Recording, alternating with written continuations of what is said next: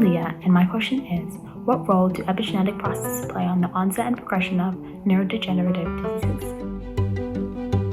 My name is Raffaela Lucciola, and I'm a scientist in Gage's lab at the Salk Institute.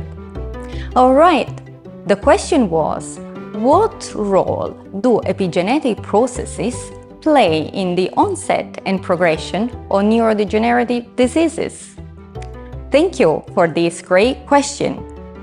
Well, there are two forms of neurodegenerative disorders, familial and sporadic.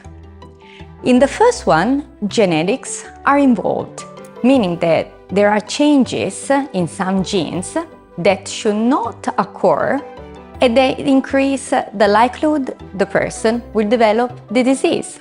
These genetic changes can be inherited, meaning that if you have a parent or a relative who has a neurodegenerative disease, for example, Alzheimer's disease, you are more susceptible to developing the disease.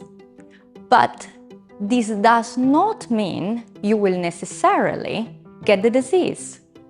However, the majority of the cases of neurodegenerative disorders are what is called sporadic, which means we do not know a specific genetic cause, but the risk of developing this form of the disease increases as we age. In both cases, neurodegenerative disorders result in memory problems that get worse with age. But what really causes neurodegenerative disorders?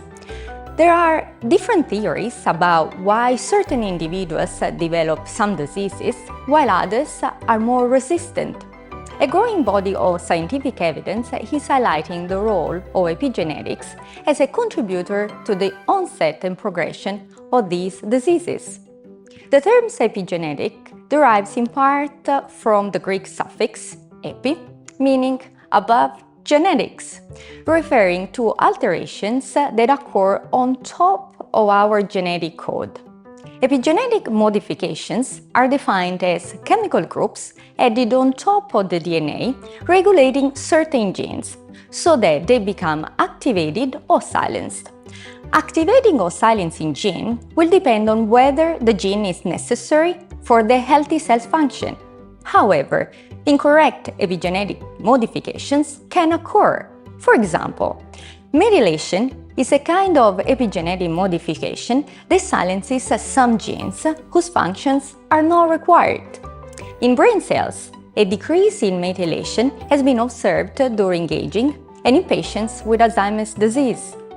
This means that genes that are silenced in brain cells become active during AD and have the potential to alter functions of the brain cells, leading to memory loss and other features of AD. We do not really understand the cause of these epigenetic changes, but we do know that epigenetics can be influenced by our lifestyle. Simple behaviors such as being in a creative environment, reading, learning new things like new languages, doing physical exercise, and eating healthy food can help us reduce the risk of getting age-related neurodegenerative diseases. Thank you. I'm Leia Asmerom. I'm a senior at Riverside High School in Virginia, and I just completed my internship at UC San Diego. In terms of scientific research, I think I've always known that I wanted to pursue some sort of career in science, so my experience here thus far has been pretty good. My mentor, Mackenzie, has been really great. If I had any questions, she's always there. She's always there to kind of walk me through different processes, knowing that I don't have a lot of experience with it.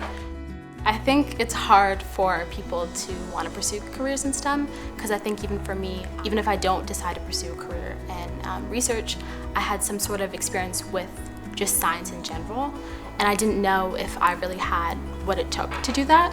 And I think through the help of my mentor, I really think that it could be a possibility if I worked towards it. To all the people who made this program possible, I want to say thank you, because without your help, this wouldn't have even been an opportunity for me.